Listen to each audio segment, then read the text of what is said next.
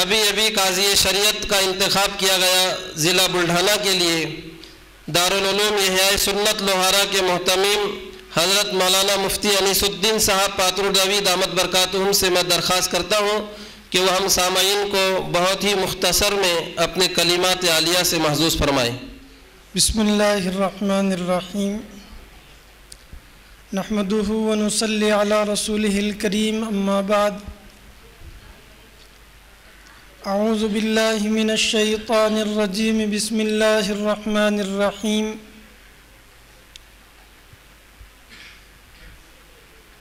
یا ایہا الذین آمنوا اتقوا اللہ حق تقاتہ ولا تموتن الا وانتم مسلمون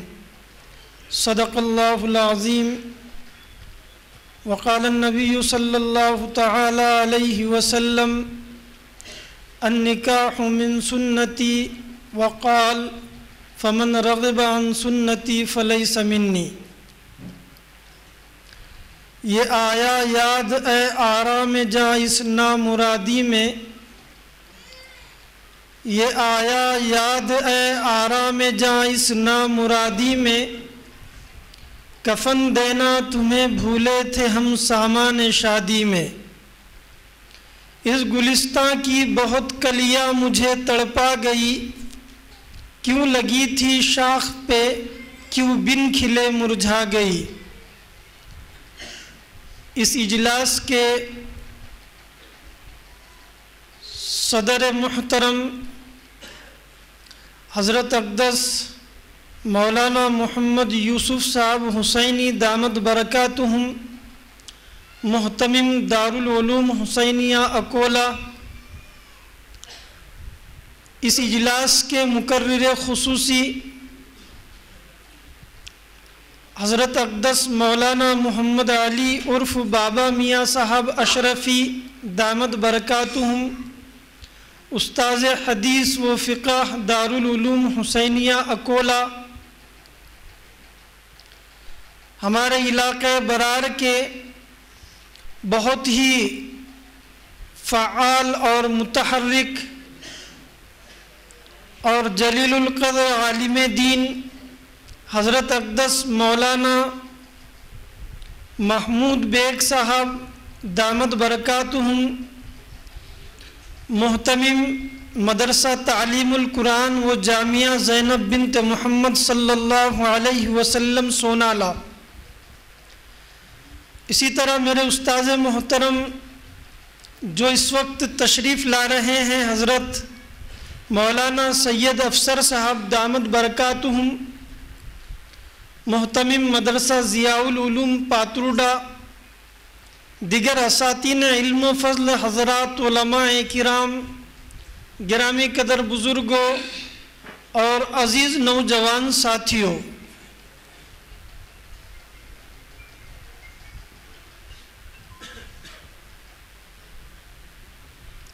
آج ہم لوگ نکاح کی مناسبت سے جامعہ مفتاح السعادہ جھری کی اس وسیع و عریض مسجد کے اندر جمع ہیں۔ اللہ تبارک و تعالی یہ ہونے والے نکاحوں کو اور اس پروگرام کو بے حد قبول فرمائے۔ میرے بہت ہی عزیز رفیق محترم حضرت مولانا محمد فاروق صاحب فیضی بانی و محتمم جامعہ مفتاح السعادہ نے یہ جو شادیوں کا پروگرام رکھا ہے، یقیناً یہ وقت کی ایک اہم ضرورت ہے جو یہاں پر انجام پا رہی ہے۔ اللہ تبارک و تعالی ان ہونے والے نکاحوں کو بے حد قبول فرمائے، اور ان نکاحوں میں جنہوں نے جس طرح بھی تعاون دیا ہے اللہ تبارک و تعالی ان کے لیے جنت کے فیصلے فرمائے، آمین۔ گرامی قدر بزرگوں، اللہ تبارک و تعالی نے جو دین ہمیں دیا ہے یہ ایک مکمل ضابطۂ حیات ہے۔ ہمارے دین نے، ہمارے مذہب نے ہمیں ہر چیز کی تعلیم دی ہے، یہاں تک کہ مسلمان اگر بیت الخلاء کے اندر جاتا ہے تو بیت الخلاء میں جانے کے بھی مفصل احکامات اور اس کی تفصیلات حدیث کی کتابوں میں اور فقہ کی کتابوں میں بتلائی گئی ہے، اور ایک مسلمان کو اس کا پابند کیا گیا ہے کہ وہ بیت الخلاء میں بھی جائے تو قرآن اور حدیث کی جو تعلیمات ہے سر ڈھانک کر جائے، پیر میں چپل پہن کر جائے، بایاں پیر وہاں پہلے داخل کرے، پانی سے استنجا کرے، پاکی اور صفائی کو اچھی طرح حاصل کرے، اندر بیٹھ کر دنیا کی باتیں نہ کرے،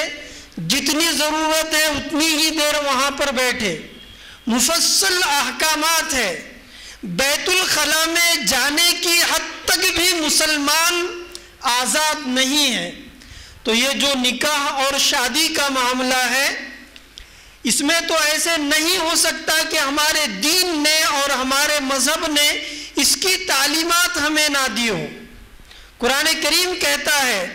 کہ جتنے بھی انبیاء کرام علیہم السلام اس دنیا کے اندر آئے، لَقَدْ أَرْسَلْنَا رُسُلًا مِّن قَبْلِكَ وَجَعَلْنَا لَهُمْ أَزْوَاجًا وَذُرِّيَّةً، اے پیارے حبیب، آپ سے پہلے جتنے بھی انبیاء و رسول اس دنیا کے اندر آئے، ان کی بھی بیویاں تھیں، ان کی اولادیں تھیں، انہوں نے بھی نکاح کیے، انہوں نے بھی شادیاں کی۔ اور خود جناب نبی کریم صلی اللہ تعالی علیہ وسلم نے متعدد نکاح کیے، اور خاتون جنت جگر گوشہ رسول صلی اللہ علیہ وسلم حضرت فاطمۃ الزہرا رضی اللہ تعالی عنہا کا آپ نے اتنی سادگی کے ساتھ نکاح کر کے امت کے سامنے ایک نمونہ اور ایک آئیڈیل رکھا کہ اس سے امت قیامت تک کے روشنی حاصل کرتی رہے۔ آج میرے بھائیوں، ہم جن حالات کے شکار ہیں اور ہم یہ چاہتے ہیں کہ ہمارے دین میں مداخلت نہ ہو، ہمارے دین کو مٹانے کی، اسلام کو مٹانے کی، علماء کو ختم کر دینے کی، مساجد اور مدارس کو مٹا دینے کی سازشیں چل رہی ہیں، اور ملک کے جو حالات ہیں وہ انتہائی سنگین ہیں۔ ان حالات میں جو نئے نئے قانون پاس ہو رہے ہیں، ابھی 3 طلاق کا قانون جو پاس ہوا تو ہر گاؤں میں، ہر شہر میں سڑکوں کے اوپر مسلمان یہ احتجاج کر رہے تھے کہ ہمیں شریعت میں مداخلت برداشت نہیں، ہم شریعت میں مداخلت برداشت نہیں کریں گے۔ تو میرے بھائیوں، اگر ہم شریعت کی حفاظت کرنا چاہتے ہیں اور اس کی جو صحیح تعلیمات ہیں اس کو باقی رکھنا چاہتے ہیں، تو اس کا سب سے بہترین ذریعہ اور شریعت کی حفاظت کا بہترین حل یہ ہے کہ شریعت کو ہم اپنے 6 فٹ کے وجود پر لاگو کریں۔ شریعت کی حفاظت اس وقت بہترین طریقے پر ہوگی جب شریعت کے احکامات کو ہم عملی طور پر اپنی زندگیوں کے اندر داخل کریں گے۔ صرف نعرے بازیوں سے کچھ نہیں ہوگا۔ اسلام کی جو تعلیمات ہے، آج وقت آ گیا ہے کہ مسلمان عملی طور پر ان تمام تعلیمات کو اپنی زندگی کا حصہ اور جز بنا لے۔ حضرت عبداللہ دیلمی رحمت اللہ علیہ کبار تابعین میں سے آپ فرماتے ہیں کہ دین کے جانے کی ابتدا سنتوں کے چھوٹنے سے ہوگی۔ ایک ایک سنت کو اس طرح چھوڑا جائے گا جس طرح کے رسی کا بل اتارا جاتا ہے۔ میں نے جو حدیث آپ کے سامنے پڑھی ہے، حضور اکرم صلی اللہ تعالی علیہ وسلم ارشاد فرما رہے ہیں، النکاح من سنتی، نکاح یہ میری سنت ہے۔ لیکن نکاح کو کس انداز سے کرنا سنت ہے؟ کیا اس میں ڈھول تاشوں کا انتظام کیا جائے، بہت بڑی بارات کو بلایا جائے اور بہت بڑے پیمانے پر جہیز کی نمائش کی جائے اور انتہائی اعلیٰ درجے کے بڑے بڑے کھانے رکھے جائے؟ کیا نکاح کا یہ طریقہ مسنون ہے؟ نہیں میرے بھائیو، نکاح بہت سادہ ہے اور اسلام میں بہت آسان ہے۔ جب آپ صلی اللہ علیہ وسلم کی بعثت ہوئی تو نکاح کے، شادی کے جتنے طریقے آپ صلی اللہ علیہ وسلم کے زمانے کے اندر رائج تھے،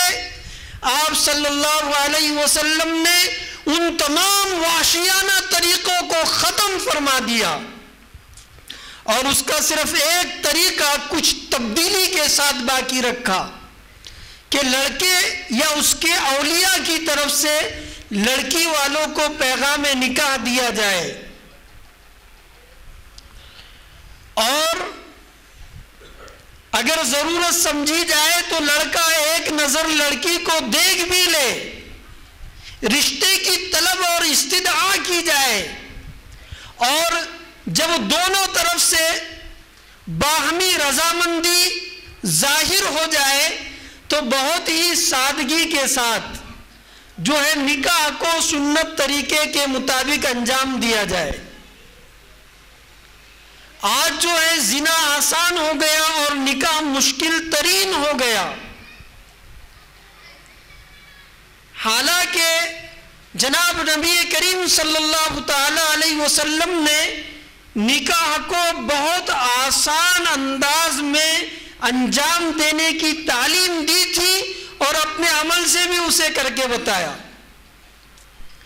حضرت فاطمہ رضی اللہ تعالی عنہا کا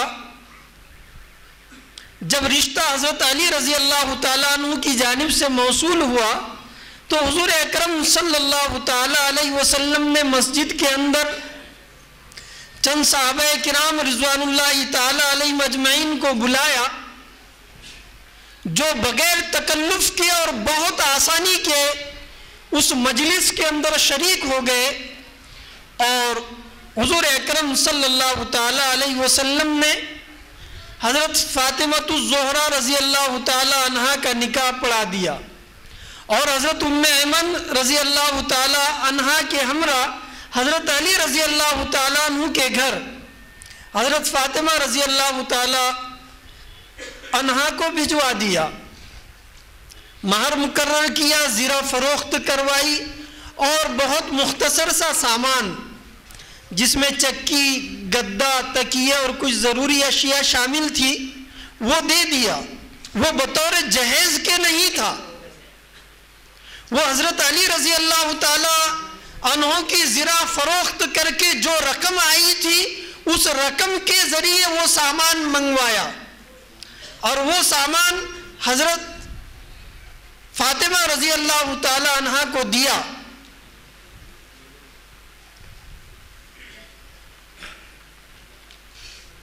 تو میرے بھائیوں، یہ ہے اسلام کے اندر نکاح۔ لڑکی والے کے اوپر نکاح اور شادی کا کوئی خرچہ نہیں ہے، خرچہ لڑکے کے ذمے ہے کہ اسے مہر دینا ہے اور ولیمہ کرنا ہے۔ حضور اکرم صلی اللہ تعالی علیہ وسلم نے فرمایا اولم ولو بشاتن، حضرت عبد الرحمن بن عوف رضی اللہ تعالیٰ عنہ کو فرمایا کہ ولیمہ کرو، خواہ وہ ایک بکری کے ذریعے ہی کیوں نہ ہو۔ لڑکی والے کے لیے اسلام میں اور ہمارے دین میں کوئی خرچہ نہیں ہے۔ تو میرے بھائیوں،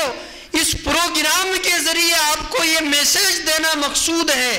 کہ ہم اپنے نکاحوں کو، ہم اپنی شادیوں کو انتہائی سادہ اور مسنون انداز میں انجام دینے کی کوشش کریں۔ اللہ تبارک و تعالی ہمیں جو ہے شریعت کے اوپر مکمل عمل کرنے کی توفیق عطا فرمائے، اور رسوم و رواج کا اللہ تبارک و تعالی ہمارے معاشرے سے خاتمہ فرمائے۔ آمین وما علینا الا البلاغ۔ اگر ہمارے ویڈیوز آپ کو پسند آ رہے ہوں تو لائک، کمنٹ اور شیئر کریں۔ اور مزید نئی ویڈیوز کے لیے ہمارے چینل دعوت میڈیا کو سبسکرائب کریں اور بیل آئیکن پر کلک کریں۔